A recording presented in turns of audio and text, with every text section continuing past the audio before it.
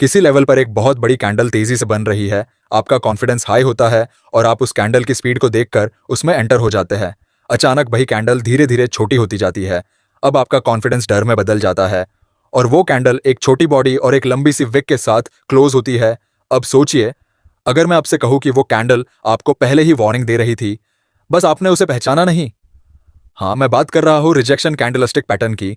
वो पैटर्न जो हर smart trader को ट्रेंड रिवर्सल का पहला सिग्नल देता है, लेकिन 90% रिटेल ट्रेडर्स इसे इग्नोर कर देते हैं। अब जरा सोचिए, अगर आप रिजेक्शन कैंडल को सही जगह सही टाइम पर पहचानना सीख गए, तो आप मार्केट में एंट्री से पहले ही जान सकते हैं कि बायर्स फेक है या सेलर्स ट्रैप में है। इमेजिन, हर बार प्राइस ट्रैप में जाने से पहले ही आपको सिग्नल मिल जाए। कितना पावरफुल होगा वो एज जो हर रिटेल ट्रेडर करता है, सिग्नल दिखने के बाद भी लॉस लेना। तो अंत तक बने रहिए, क्योंकि आज आप जानने वाले हैं रिजेक्शन कैंडल का असली मतलब, रिजेक्शन कैंडल कितने प्रकार के होते हैं, चार्ट पर उसकी साइकोलॉजी और वो स्ट्रैटेजीज जो आपकी ट्रेडिंग गेम पूरी तरह बदल सकती है। अब सबसे पहले समझते हैं कि रिजेक्शन कैंडलस्टिक होता क्या है। अगर आप चार्ट पर देखेंगे तो आपको कुछ कैंडल्स मिलेंगी जिनमें बॉडी छोटी होती है और विक लंबी।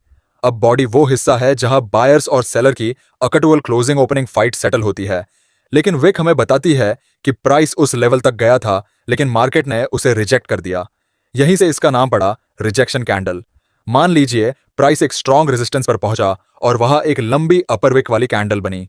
इसका मतलब यह है कि बायर्स ने पुश किया ऊपर जाने के लिए, लेकिन सेलर्स ने पूरा कंट्रोल ले लिया और कैंडल को नीचे बंद कर दिया।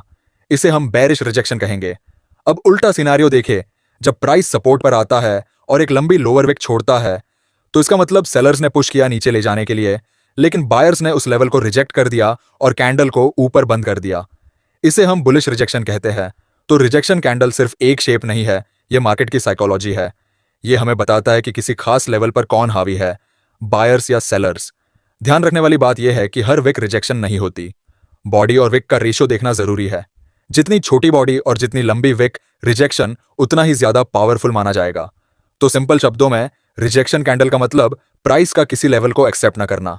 और यही कैंडल हमें बताती है कि मार्केट कहां से रिवर्स हो सकता है या कहां से बड़ा मूव शुरू हो सकता है।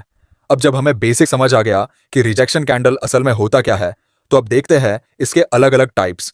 क्योंकि हर रिजेक्शन कैंडल एक जैसा नहीं होता, कुछ सिर्फ नॉइज होते हैं और कुछ पावरफुल सिग्नल देते हैं। सबसे पहला और सबसे कॉमन है पिन बार। पिन बार में बॉडी बहुत छोटी होती है और विक बहुत लंबी। अगर अपर विक लंबी है और कैंडल नीचे क्लोज होती है, तो यह बेरिश रिजेक्शन का क्लियर साइन है। वहीं अगर लोअर विक लंबी है और कैंडल ऊपर क्लोज होती है, तो यह बुलिश रिजेक्शन है। पिन बार हमें बताता है कि मार्केट ने उस लेवल को पूरी तरह से रिजेक्ट कर दिया। दूसरा टाइप है रिजेक्शन प्लस एंगल्फिंग। यहां रिजेक्शन कैंडल के बाद अगली कैंडल पूरी तरह से पिछले कैंडल को एंगल्फ करती है। मान लीजिए सपोर्ट पर एक बुलिश रिजेक्शन बना और उसके बाद अगली कैंडल ने पूरी प्रीवियस कैंडल को एंगल्फ कर लिया। यह बहुत स्ट्रॉन्ग रिवर्सल सिग्नल होता है। तीसरा टाइप है स्पिनिंग टॉप। इसमें अपर और लोअर दोनों ओर विक होती है और बॉडी बीच में छोटी होती है। इसका मतलब मार्केट में कंफ्यूजन है, बायर्स और सेलर्स दोनों ने कोशिश की, लेकिन कोई क्लियर जीत नहीं पाया। अगर ये किसी की लेवल पर बनता है, तो ये अपकमिंग रिवर्सल का हिंट हो सकता है। और आखिर में होता है मल्टीपल रिजेक्शन, जब प्राइस बार बार एक ही लेवल को टेस्ट करे और हर बार विक छोड़ दे। ये स्ट्रॉन्गेस्ट साइन है कि उस जोन को मार्केट बार बार रिजेक्ट कर रहा है और वहां से बड़ा मूव आने वाला है। तो याद रखिए, रिजेक्शन कैंडल्स के भी कई रूप होते हैं, लेकिन असली ताकत तब मिलती है जब आप इन्हें सही जोन और सही कंडीशन में पहचानते हैं। अब आते हैं सबसे इंपॉर्टेंट पार्ट पर। रिजेक्शन कैंडल्स को अकेले मत देखो, इन्हें हमेशा की लेवल्स यानी सपोर्ट और रेजिस्टेंस के साथ जोड़कर समझो, क्योंकि कैंडल का रिजेक्शन तभी मायने रखता है जब वो किसी बड़े लेवल पर हो। मान लीजिए प्राइस बार बार एक सपोर्ट लेवल पर आकर रुक रहा है। अगर यहां एक लॉन्ग विक वाली बुलिश रिजेक्शन कैंडल बनती है, तो इसका मतलब है बायर्स ने उस लेवल को स्ट्रांगली डिफेंड किया है।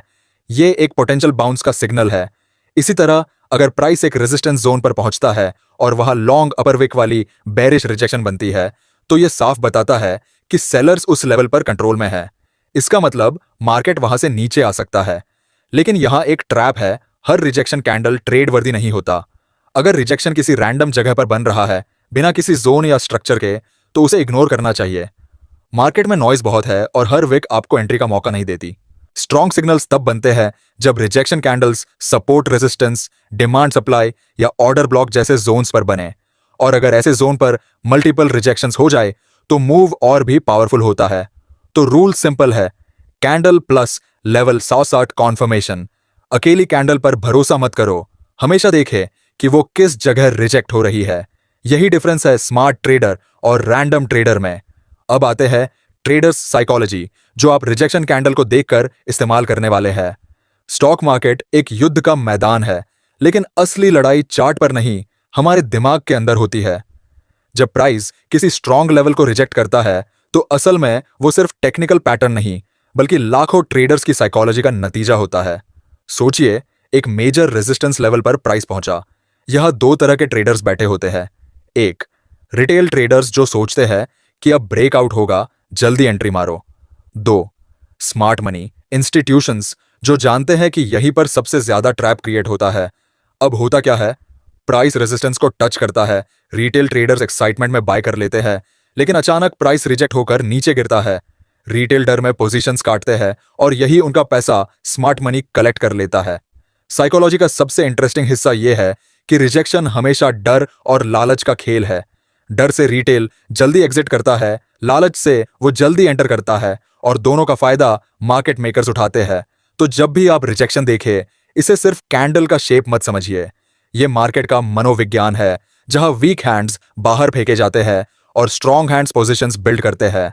अब चलते हैं इस वीडियो के सबसे जरूरी पॉइंट पर। आप चार्ट देख रहे हो और अचानक एक लंबी विक ऊपर की तरफ बनती है, प्राइस ऊपर गया लेकिन तुरंत रिजेक्ट होकर नीचे आ गया। यही है रिजेक्शन कैंडल। यह मार्केट का सीक्रेट मैसेज है कि बायर्स की ताकत खत्म हो रही है और सेलर्स ने कंट्रोल ले लिया है। अब सवाल यह है कि इसे ट्रेड में कैसे इस्तेमाल करें।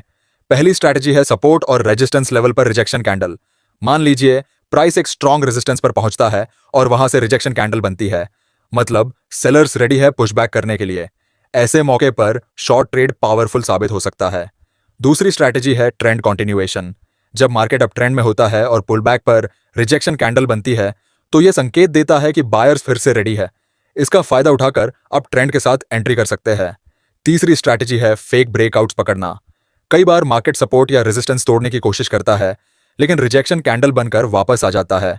ऐसे मूव्स में रिवर्सल ट्रेड हाई प्रोबेबिलिटी देता है, लेकिन ध्यान रहे, हर रिजेक्शन कैंडल पर ब्लाइंडली ट्रेड मत कीजिए।